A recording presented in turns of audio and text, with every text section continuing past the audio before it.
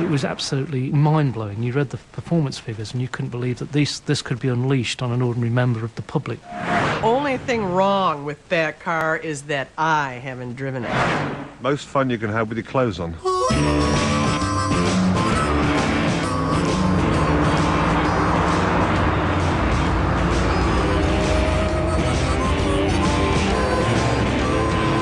I love when a jet engine starts.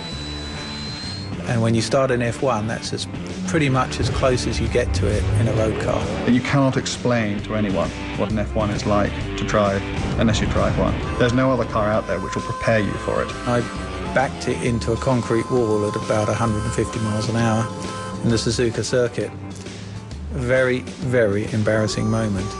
There are over 59 million people living in the UK, the home of McLaren. They have more than 24 million cars between them. The national speed limit is 70 miles per hour, and the average speed in London is 5 miles per hour. So what were Ron Dennis and his team thinking of when they designed this? The fastest road car on Earth. McLaren had a startlingly successful year in Formula One. You know, we've won everything there is to win this year. What do you think we should do next? And he said, well, let's do the fastest road car in the world. And lo, they called it the McLaren F1. The name actually started as a bit of a joke. It came up as the name F1 because the Ferrari F40 had just been born. And I cracked a joke about being 39 steps better than an F40. We all laughed and said, well, go away and think of a better name. But we didn't in the end, so it stuck. So, how do you create the fastest road car on Earth? Easy. First, you find an enormous engine. Next, you keep the weight low. To do this, Gordon Murray built the chassis and body entirely from carbon fibre. But it didn't stop there. The engine bay is lined in 24-karat gold. And that's not just a meaningless extravagance. Gold is the best heat reflector in the world, which is why they use gold in the engine bay. The car comes with a fully titanium toolkit, which in itself is an absolute marvel to behold. So you've reached your target weight and you have a huge V12 engine with 627 brake horsepower. You are now ready to break the world record for the fastest road car on Earth.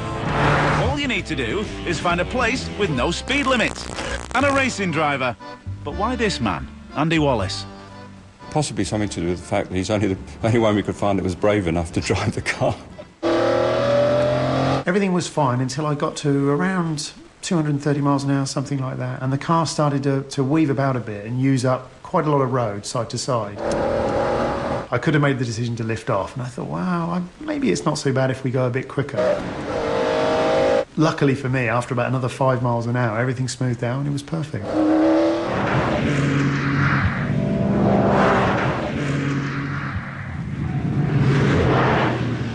Great! You've broken the world record. But remember, you built this car in the UK, where driving at 241 miles per hour is 171 miles per hour over the national speed limit. But the McLaren is also the most practical supercar in the world.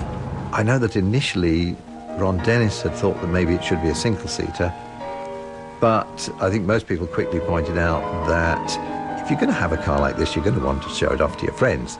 And there's no point showing it off by driving past them. They should be in the car with you.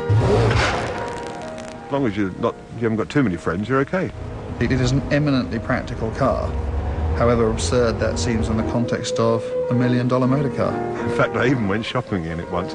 So there you have it, the McLaren F1, the world's ultimate supercar. It is an absolute landmark in road car design. I just can't think of a less compromised supercar. This has got to be the ultimate car. Well, you would say that, you lucky bastard.